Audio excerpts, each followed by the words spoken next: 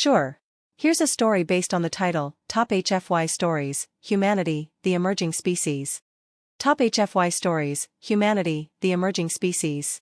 The Galactic Council's chamber was silent as the representative of the Zorith leaned forward, their chitinous mandibles clicking in annoyance.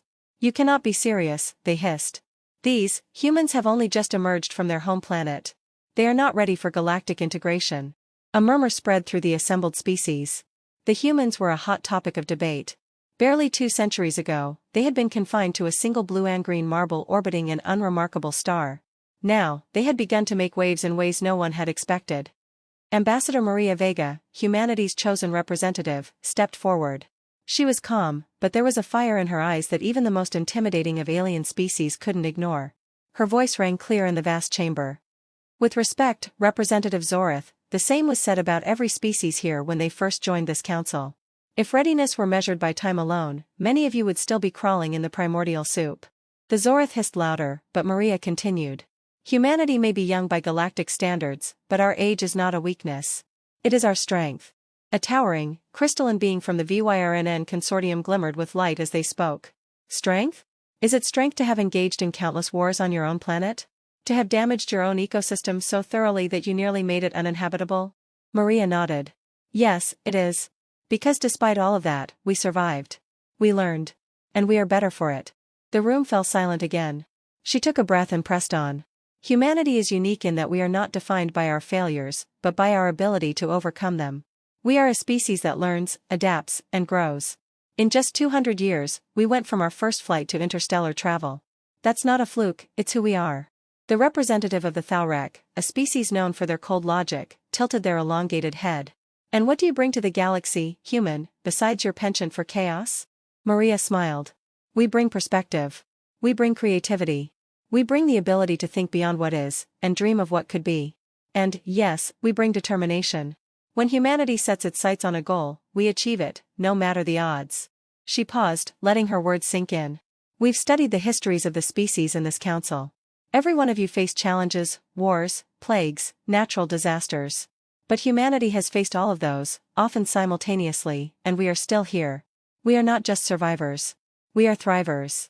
The Zorith representative rose again, clicking furiously. This is arrogance. You claim superiority because you've endured hardship? Every species here has endured. Maria nodded. You're right. Every species here is remarkable in its own way. But we are not claiming superiority, we're claiming our place among you. Humanity is young, yes. But we are ready. The chamber was silent for a long moment. Then, the VYRNN representative spoke. I propose a vote. Shall humanity be granted probationary membership in the Galactic Council? One by one, the representatives cast their votes. The Zorith voted against, of course, but as the tally grew, it became clear, humanity had won the majority. Maria stood tall, her heart pounding. Thank you, she said simply. You won't regret this. As the session ended and the council members dispersed, Maria walked out onto the observation deck of the council space station. Below her, the swirling blue and green of Earth was visible, a reminder of where her people had come from, and how far they still had to go. For humanity, this was just the beginning. They weren't just the new species in the galaxy, they were the species that would change everything.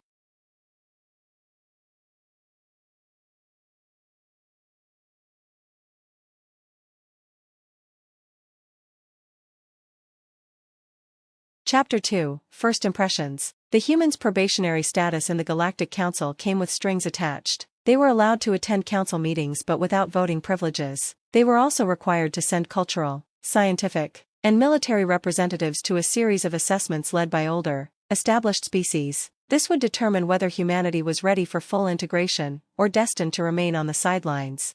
Ambassador Maria Vega stood on the bridge of the Andromeda Ascendant, humanity's flagship vessel. Behind her, the Earth delegation was preparing for the first meeting, a cultural exchange aboard a neutral space station. Ambassador, are you sure about this? Commander Raj Patel, her security officer, asked, his tone cautious. We're walking into a room full of species who either don't trust us or outright hate us. Maria smiled slightly, adjusting her collar. That's exactly why we have to go. Humanity has always risen to the occasion when faced with skepticism. We'll prove ourselves by showing them who we really are.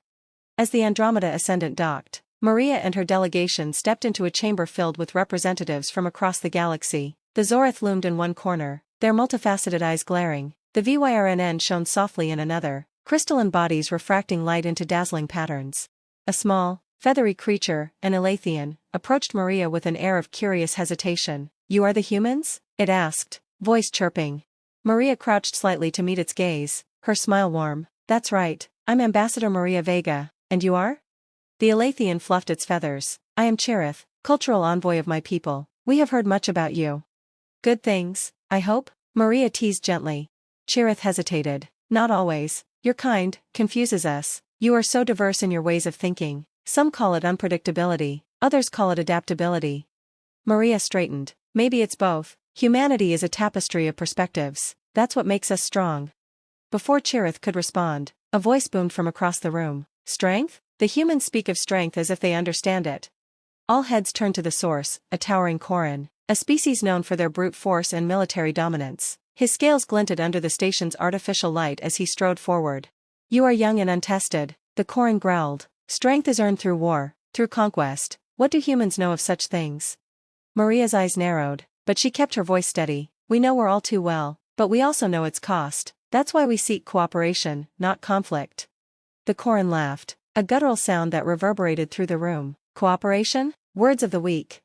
Maria stepped closer, her gaze unwavering. "No, they're the words of the wise. Strength isn't just about winning battles. It's about knowing when not to fight. It's about building something greater than yourself."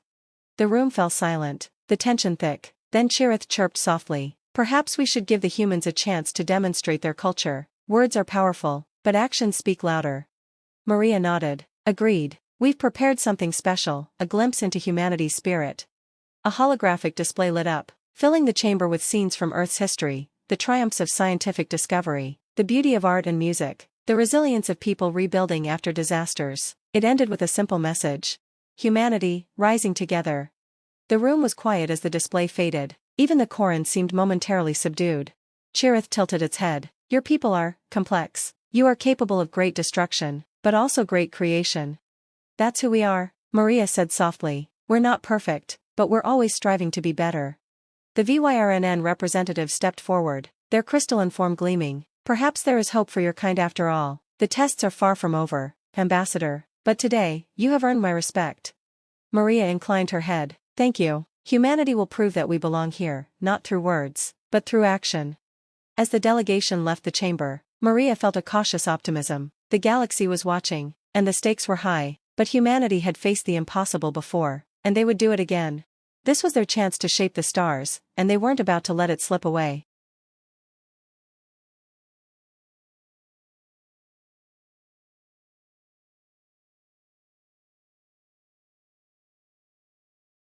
Chapter 3, The Trial of Strategy. Humanity's next challenge wasn't cultural, it was tactical. The Galactic Council's military tribunal had arranged a simulated war game to test humanity's strategic prowess. Every species in the council had gone through this trial at some point in their history. For humanity, it was a make-or-break moment.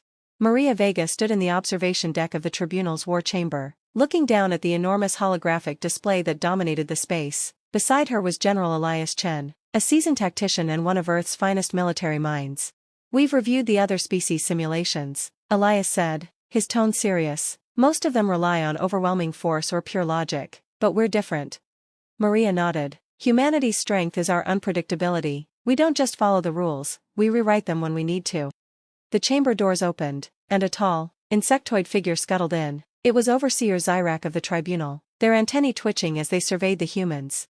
"The parameters of the simulation are simple," Zyrak said, their voice a low hum. "Your fleet will defend a colony from a superior attacking force. Success is unlikely. This is designed to test your resourcefulness, not your brute strength." Elias smirked. "Sounds like our kind of fight." The Overseer's mandibles clicked in what might have been amusement. "We shall see. Begin." The room dimmed as the holographic display came to life. The scenario unfolded, a human colony on a lush, alien world, under siege by an enemy fleet twice the size of the defenders. The attackers had advanced weaponry, while the humans had only a handful of older ships and limited resources. Elias stepped forward, his voice steady as he addressed his team. "All right, people, here's the plan. We're not going to win this by going head-to-head. We're going to outthink them, use the terrain, make them underestimate us." The team worked quickly, deploying their ships in a seemingly disorganized pattern. To the untrained eye, it looked chaotic, but there was a method to the madness. They hid their smaller ships in the planet's dense asteroid field, while the larger ships feigned retreat, drawing the enemy into a false sense of security. Zyrak watched with keen interest, their antennae twitching. Your tactics are unusual. Most species would focus on defending the colony directly. Maria smiled. That's the difference. We know when to fight and when to outmaneuver. As the enemy fleet approached the colony, the hidden human ships launched a surprise attack from the asteroid field, targeting the attackers' supply vessels. Simultaneously, the larger ships used hit-and-run tactics, exploiting the enemy's overconfidence. Elias barked orders, his team responding with precision. Cut off their reinforcements, force them into the choke point near the moon. Within minutes, the once dominant enemy fleet was in disarray, their supply lines were severed, and their larger ships were trapped in the gravity well of the planet's moon. The human fleet, though outgunned, had turned the tide through sheer ingenuity. When the simulation ended, the holographic display froze, showing the enemy fleet in ruins. The chamber was silent for a moment before Zyrak spoke. Impressive. Your species exhibits a remarkable ability to adapt under pressure. You turned a losing scenario into a decisive victory. Elias grinned. That's what we do. Maria stepped forward. This wasn't just a test of strategy, it was a demonstration of who we are. Humanity thrives when the odds are against us. Zyrak inclined their head. You have passed this trial, but remember, humans, true strength lies not just in winning battles, but in preventing them. As the humans left the chamber, Maria turned to Elias. One trial down, but there's still more to prove. Elias nodded. We'll keep proving it, one step at a time. Maria looked out the window at the stars beyond. Humanity had shown they could hold their own, but this was only the beginning. The galaxy wasn't just watching, they were waiting to see if humanity would rise to the challenge. And humanity had no intention of disappointing them.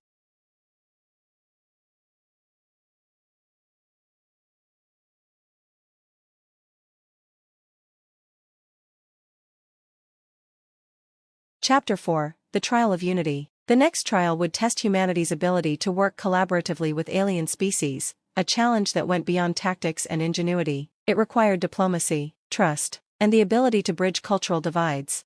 Maria Vega was seated in the council chamber, reviewing the details of the upcoming trial with her team. The test was deceptively simple on paper. An interspecies task force would be assigned to solve a crisis simulation. Success required working in perfect harmony with representatives from 3 other species. The team assigned to humanity included Zrydal of the Zorith, a prickly, hyperlogical strategist who openly doubted humanity's worth; Cherith of the Elathians, the curious and hopeful envoy Maria had met earlier, eager to learn but inexperienced; Threllan of the Koran, a warrior with little patience for diplomacy and a deep-seated belief in strength through dominance. Great, Elias muttered as he read the briefing. A team of skeptics, amateurs, and bullies. What could go wrong? Maria gave him a look. This isn't just about solving the simulation, Elias, it's about proving we can work as equals, even when the odds are stacked against us. The simulated crisis was complex. An orbital station malfunction threatened to destabilize the atmosphere of a populated planet below. The team had limited time to repair the station while coordinating the evacuation of its inhabitants. The group convened in the simulation chamber, where the holographic scenario was already in motion. As Maria greeted the other representatives, it was clear the tension in the room was palpable. This is a waste of time, Zrydal said, his mandibles clicking irritably. The humans will only slow us down. Maria ignored the jab and addressed the group. We don't have time for debates. Let's divide tasks based on our strengths. Cherith, you're familiar with population logistics. Can you oversee the evacuation? The Elathian fluffed its feathers nervously but nodded. I'll do my best. Threllan, Maria continued, your people are known for their engineering expertise. Can you lead the repairs on the station's reactor core? The Koran folded his massive arms, glaring. I'll fix it, but don't expect me to take orders from you. Maria met his gaze evenly. I'm not giving orders, I'm trusting you to do what you do best. That left Zrydal, who was already studying the simulation's data streams. I will manage the orbital trajectory calculations, he said curtly, since I doubt any of you are capable of such precision. Maria nodded. And I'll coordinate between all of you, making sure we stay on track. Let's move. The clock ticks. As the simulation unfolded, the team faced immediate challenges. The evacuation hit a snag when the station's transport systems malfunctioned, leaving thousands stranded in unstable modules. Cherith panicked, overwhelmed by the sheer scale of the problem. Maria stepped in. Cherith, focus on one module at a time. Prioritize families and medical cases first. You've got this. Encouraged, the Elathian rallied and began coordinating the evacuation with renewed determination. Meanwhile, Threlin discovered that the reactor core was more damaged than expected. The repair required shutting down the entire system, which would temporarily worsen the atmospheric destabilization. Shutting it down will accelerate the crisis, Threlin growled. We need more time. Maria considered the problem. Zrital, can you adjust the station's orbit to buy us a few extra minutes? The Zorith clicked his mandibles. It's risky, but possible. I'll need precise calculations, and any deviation could worsen the situation. Do it, Maria said. We'll handle the fallout. Rising tensions. As the clock ticked down, cracks began to form in the team's fragile alliance. Zrital grew increasingly frustrated with Threlin's brute force methods, while Threlin bristled at Zrital's condescending tone. This is why mixed teams fail, Zrital snapped. Incompetence and impulsiveness. Say that again, Bug, Threlin growled, his massive frame towering over the smaller Zorith. Maria stepped between them, her voice firm. Enough, we're running out of time, and every second you waste arguing puts lives at risk. She turned to Zrital. You're the best strategist in this room, but you need to trust that not everyone will work the way you do. Threlin is keeping the reactor from exploding, focus on your job. Then she faced Threlin. And your strength is vital, but strength doesn't mean ignoring the people around you. Let Zrital do his part. Both aliens glared at her, but they backed down. A unified effort. In the final minutes of the simulation, the team began to function as a cohesive unit. Cherith completed the evacuation, Zrital stabilized the station's orbit, and Threlin repaired the reactor core just as the atmosphere began to destabilize. The simulation ended with the planet safe, the station repaired, and the team intact. Overseer Zyrak entered the chamber, his antennae twitching with approval. Well done. This trial was as much about teamwork as it was about crisis management. You have proven that humanity can lead and cooperate, even in the most difficult circumstances. Maria exhaled, relief washing over her. Thank you, Overseer.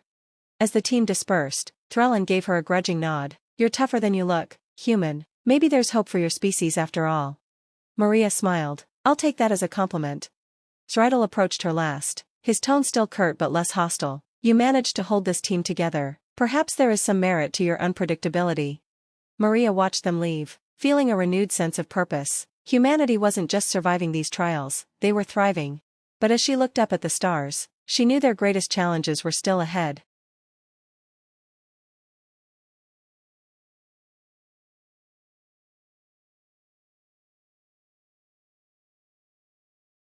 Chapter 5, The Trial of Diplomacy. The Galactic Council's next challenge was considered the most difficult for any new species, the trial of diplomacy. This test wasn't about combat or survival but about navigating the complex web of politics and alliances that defined galactic civilization. Maria Vega knew this would be the most critical test yet. Humanity's ability to join the Council hinged not just on their resilience or ingenuity but on their ability to bring diverse species together. The trial scenario was simple in theory but nearly impossible in practice. Maria had to mediate a dispute between two long-feuding species, the Yulari and the Drakari, who had been locked in a Cold War for centuries. The two species had agreed to a simulated peace summit, but tensions were high. Remember, Ambassador, Zyrak said as they handed her the briefing, neither side trusts the other, they barely agreed to participate. If the summit collapses, you fail. No pressure, then, Maria muttered, earning a dry chuckle from Elias, who stood nearby. The setting. The summit was held on a holographic recreation of a neutral planet. The Yulari were a species of sleek, aquatic beings, their translucent forms shimmering under the artificial sunlight. They were known for their pride and rigid adherence to protocol. The Drakari, by contrast, were massive, reptilian creatures, their scaled bodies radiating heat and power. They valued strength and directness above all else.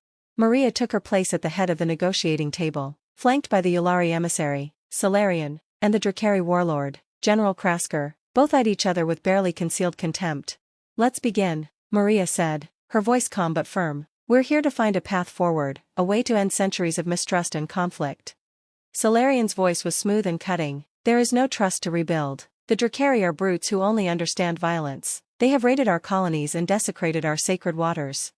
Krasker snarled, his claws tapping against the table. Your colonies were built on our ancestral hunting grounds. You Yulari hide behind treaties and talk while stealing what is rightfully ours. The tension in the room was palpable. Maria raised a hand, cutting them both off. Enough, the past is full of pain and mistakes on both sides, but clinging to it only guarantees more suffering. Let's focus on what we can do today to ensure a better future for both your peoples. The negotiations. The first hours of the summit were grueling. Every suggestion Maria made was met with resistance. When she proposed a joint resource-sharing agreement, the Yulari called it an insult to their sovereignty. When she suggested demilitarizing the contested region, the Drakari accused her of weakening their defenses. At one point, Krasker slammed his fist on the table, cracking the surface. This is pointless. The Yulari will never honor any agreement. They see us as beasts, not equals. Solarian's tone was icy. Perhaps if the Drakari acted with even a semblance of civilization, we would not view them that way. Maria took a deep breath, suppressing her frustration. She needed a breakthrough, and fast. Enough, she said, her voice ringing through the chamber. Both emissaries turned to her, startled by the uncharacteristic sharpness in her tone. Do you know what I see when I look at both of you? Maria continued. I see two proud, powerful peoples who have let centuries of anger blind them to their shared potential. You're so focused on what divides you that you can't see what unites you. Solarian tilted their head. And what, Ambassador, do you believe unites us? Maria gestured toward the holographic display behind her, which shifted to show the Yulari and Drakari homeworlds. You both care deeply for your people, she said. You want them to thrive, you want them to be safe, and you want them to be respected. Those are universal desires. Krasker snorted. Words mean nothing, actions are what matter. Maria nodded. Then let's act. What if we start small? A joint project, something that requires both sides to work together, not to erase the past but to build trust for the future. Solarian's translucent form shimmered with skepticism. What kind of project? Maria thought for a moment. A space station, built in orbit above the contested region. It would serve as a neutral ground for trade, diplomacy, and scientific collaboration. Both sides would contribute equally to its construction and operation. Krasker crossed his massive arms. And who would oversee it? Surely not the Yulari. Maria shook her head. A joint council, with equal representation from both species, and as a gesture of goodwill, humanity would provide mediators to ensure fairness. The turning point. The room fell silent as both emissaries considered her proposal. Finally, Solarian spoke. It is, not without merit. Such a project could demonstrate the Yulari's commitment to peace. Krasker growled low in his throat but nodded grudgingly. And it would allow the Drakari to show our strength in building something lasting. Maria allowed herself a small smile. Then let's draft the initial terms together. The rest of the summit was still tense, but progress was made. By the end of the session, the framework for the space station project was in place. A new beginning. When the simulation ended, Zyrak addressed Maria with uncharacteristic admiration. You have done what many thought impossible. Humanity's ability to mediate and inspire cooperation is notable. Maria nodded. Thank you. Diplomacy is about finding common ground, even when it seems like there's none. As she left the chamber, Maria felt a sense of accomplishment. Humanity had passed another trial, not through force or cunning but through the strength of their words and ideals. But she knew this was only a step on a much longer journey. The galaxy was vast, and its challenges were far from over. And humanity, the emerging species, was ready to face them all.